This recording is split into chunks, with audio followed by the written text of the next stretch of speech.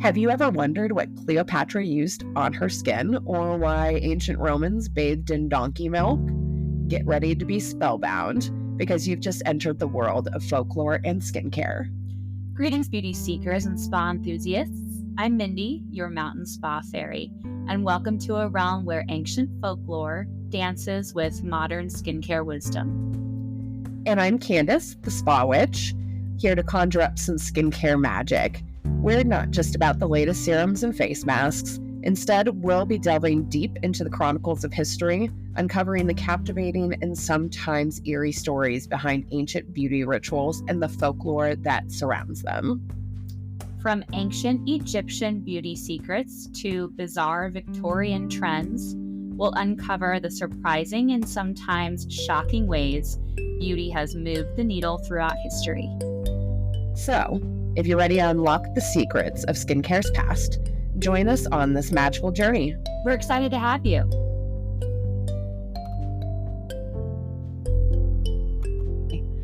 Today I'll be talking about the history of tattoos. We'll be traveling from the icy Alps to the dusty deserts of Egypt and even to the mountains of the Philippines. Our journey begins with a man who's been frozen in time for over 5,000 years. I'm talking about Etsy.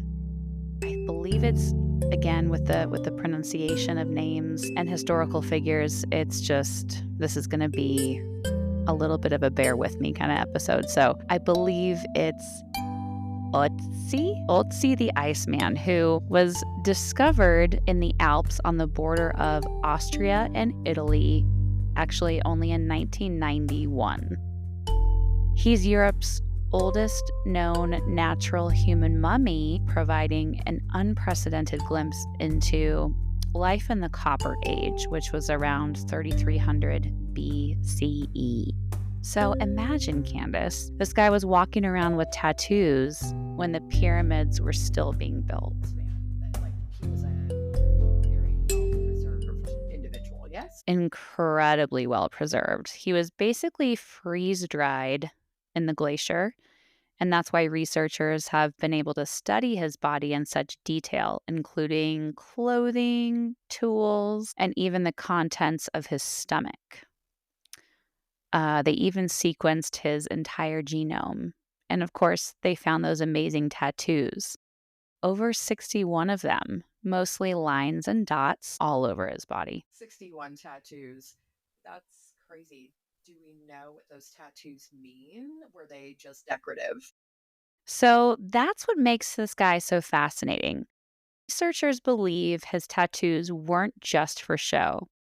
Many of them were located on or near his joints, places where he showed signs of wear and tear like arthritis. They think these tattoos might have been part of some kind of pain relief therapy, maybe an early form of acupuncture. It's like he was walking around with his own built-in pain management system. Now, let's fast forward a few centuries to ancient Egypt.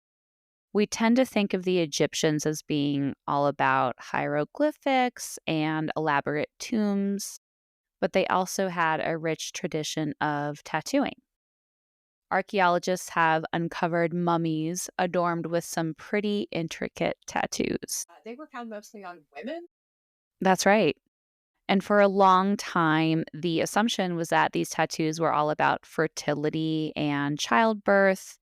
But more recent research has challenged that idea. An archaeologist named Anne Austin has been doing some amazing work using infrared imaging to uncover tattoos that are hidden to the naked eye. So they found a whole range of symbols on these female mummies, images of gods and goddesses, protective symbols like the Eye of Horus, and even some that look like hieroglyphics. It seems like these tattoos were a way for women to express their religious beliefs, roles in society, and maybe even their personal identity. It seems like tattoos have always been a way for people to tell their stories, even thousands of years ago. So now let's hop over to South America, where we encounter the Chinchorro mummies. So they're a bit older than the Egyptian mummies we were just talking about. The Chinchorro people lived in what is now Chile and Peru, and they had a really unique culture. They're known for having the oldest intentionally mummified human remains in the world. They were preserving their dead long before the Egyptians, actually. And guess what? Some of these mummies also had tattoos. One of the most well known examples is a mummy with a series of dots tattooed above his upper lip, like a mustache. We don't know for sure what it meant to them, but it's thought that these tattoos were more for decoration or maybe to show status. So once again, even 1,000 years ago, 2,000 years ago. It shows that our fascination with body modification and self expression has deep roots. Now, let's travel to the Philippines, where we meet a living legend, Apo Wang Od. I'm assuming she's a tattoo artist. She is. She's a remarkable woman who has been keeping the tradition of hand tapped tattoos alive in her village. She actually just celebrated her 108th birthday last month. I know. She's considered the oldest living tattoo artist in the world. She practices the traditional art of batok using a hand tapped method to create intricate designs. Can you imagine getting a tattoo from someone who learned their craft from their ancestors centuries ago? So, just a little side riff here. I was watching a YouTube video yesterday actually about a guy who traveled to her village in the Philippines to get a tattoo done by her, and it's like he got a band around his forearm, and she's now like she's mentoring these like nieces of hers to be able to like keep the art continuing.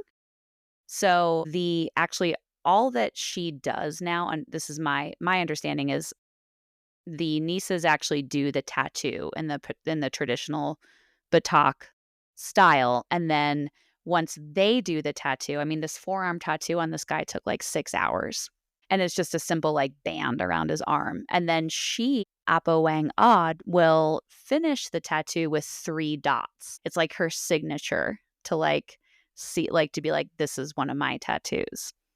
Very cool. Isn't that cool? So people travel from all over the world to get tattoos from her. And it's not just about the tattoo itself. It's about actually, connecting with a living tradition, a piece of history. And like I said, it can take hours to even get a small tattoo because they're done with simple tools: a thorn, a bamboo stick, and ink made from charcoal and water.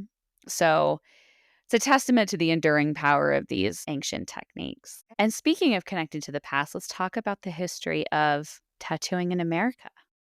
Yes, very eager to hear about this. So, before European colonization, indigenous peoples across North America had rich tattooing traditions of their own. Tattoos were a powerful way to communicate identity, status, spirituality.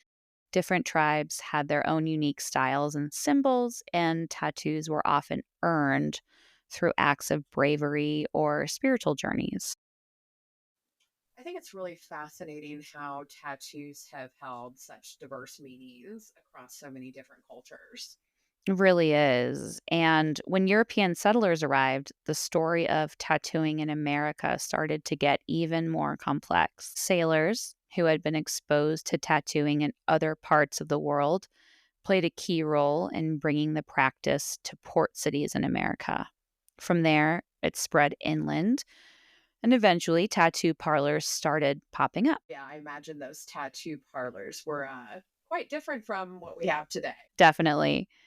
They were often rough and tumble places, and the tattoos themselves were much simpler than the intricate designs that we see today.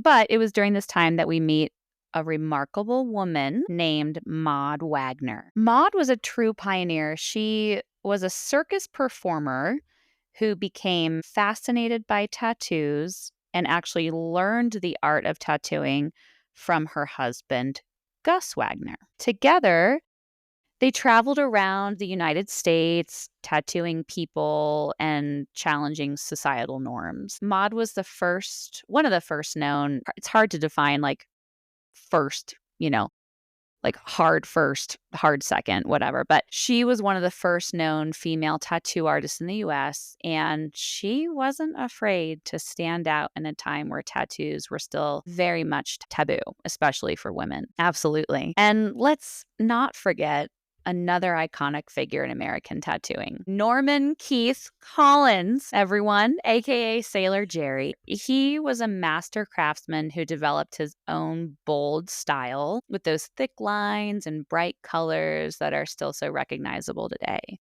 He drew inspiration from all sorts of things: Japanese tattooing, nautical imagery, and even the kind of rebellious attitude that sailors often had.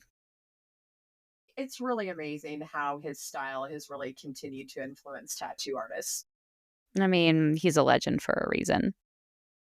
But now let's bring our journey full circle and talk about the rise of modern permanent makeup. Yeah, that's a curious connection for sure. Like, how did we go from ancient tattoos to micropigmentation? So it's been a gradual evolution, obviously. Started with medical tattooing, which was used to help people who had been through trauma and illness, something that I really want to advance my own skills with and get into medical tattooing. I think that would be really cool. So things like recreating nipples after mastectomies, camouflaging scars, or even helping people with hair loss. These procedures kind of help to refine the technique and the tools that are now used for permanent makeup or cosmetic tattooing. They started as medical tattooing, and that kind of paved the way for permanent makeup the way we know it today. Exactly. It helped us understand how to work with different skin types and colors, how to implant pigment more precisely, and kind of how to create natural looking results. And then, of course, there were advancements in the technology itself. We're not doing Batak for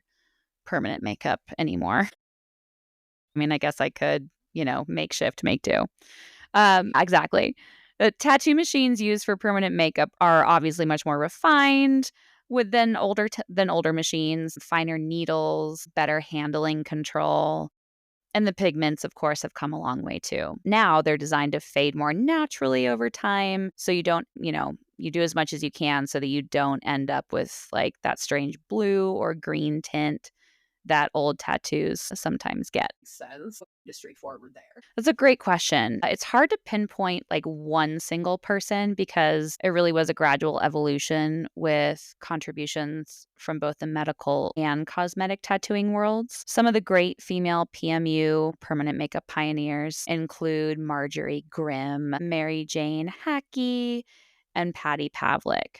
In their own ways, from mentoring and being advocates for education to being active artists in the field. These are just a very few of the ladies who have paved the way and nurtured our industry to where it is today. Today, we have artists who are pushing the boundaries even further, of course, with techniques that are a little bit more well known, to the masses, like microblading, which creates realistic hair strokes for eyebrows, lip blushing, which can be anything from a subtle, natural looking enhancement to something a bit more bold and kind of showy.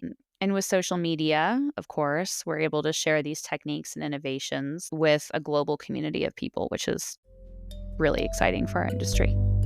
Testament to human ingenuity and kind of our desire to adorn and enhance our bodies. We've been modifying our appearance for thousands of years, and it's fascinating to see how those ancient practices have evolved into the sophisticated techniques that we use today. It really is. Oh, thanks for sharing this. My pleasure, lady. And I hope you all enjoyed this episode too. Don't forget to follow us on the socials. We're the Spa Witch and the Everyday SD on Facebook and Instagram. Until next time, keep your skin glowing and history knowledge growing. Bye.